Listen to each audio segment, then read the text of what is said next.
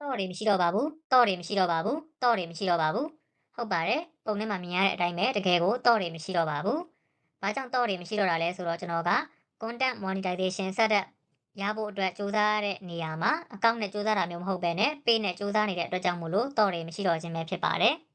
အားလုံးပဲသိကြတဲ့အတိုင်းအဲ့ဒီနေရာမှာတော့တွေခက်ခံထားပြီဆိုလို့ရှိရင်ပေါ့နော်ဘလောက်ပဲစူးစမ်းနေပါစေ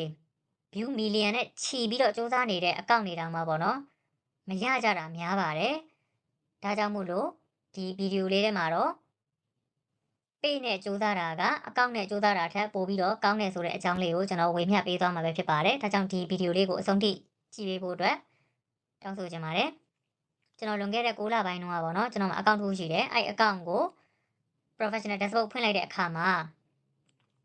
အဲ့ဒီနေရာမှာ store တွေခက်ခံထားတာကိုတွေ့ရတယ်ပေါ့နော်ဒါပေမဲ့အဲ့အကောင့်ကိုပဲကျွန်တော် page ပြောင်းလိုက်တဲ့အခါမှာကျတော့ page ဖွင့်လိုက်တယ်ပေါ့နော် page ဖွင့်လိုက်တဲ့အခါမှာကျတော့အဲ့ဒီနေရာမှာ store တွေမရှိတာကိုကျွန်တော်သွားပြီးသတိထားမိရပေါ့နော်ကျွန်တော်လည်းစောစောစီးပေါ့နော်အဲ့ဒီအကောင့်ကိုနားပြီးတော့ page နဲ့စူးစမ်းခြင်းနဲ့စိတ်တွေဖြစ်သွားတယ်ဒါပေမဲ့လည်းကျွန်တော်ကစောင့်ကြည့်နေသေးရပါတော့ဘလို့အခြေအနေများရှိမလဲလို့စောင့်ကြည့်နေတာဒါပေမဲ့စောင့်ကြည့်နေရင်းနဲ့ပဲ CM ကပေါ့နော်ပေါ်လိုက်ပြောက်လိုက်ဖြစ်နေတဲ့အတွက်ကြောင့်မလို့ကျွန်တော်ဒီချိန်မှာဆိုလို့ရှိရင်တော့အခုချိန်မှာဆိုရင်တော့ကျွန်တော် page ကိုပြောင်းလိုက်ပါပြီလို့အဲ့တော့ကျွန်တဲ့သူတွေလည်းကျွန်တော်လိုမျိုးနှောင့်နှေးကြန့်ကြာမှုတွေဖြစ်သွားမှာစိုးတဲ့အတွက်ကြောင့်မို့လို့ page ကိုပြောင်းကြပါလို့ကျွန်တော်တိုက်တွန်းလိုက်ပေးရစေ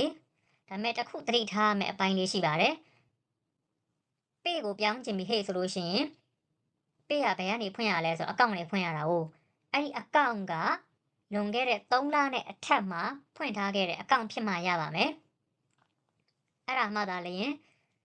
ဒီ page မှာတော့တွေပျောက်နေမှာဖြစ်ပါတယ် CM နေရာမှာတော့တွေပျောက်နေမှာဖြစ်ပါတယ်အဲ့လိုမှမဟုတ်ဘူးဆိုလို့ရှိရင်တော့ဒီ page မှာလည်းပဲပေါ့နော်တော့တွေရှိနေမှာပဲဖြစ်ပါတယ်အဲ့တော့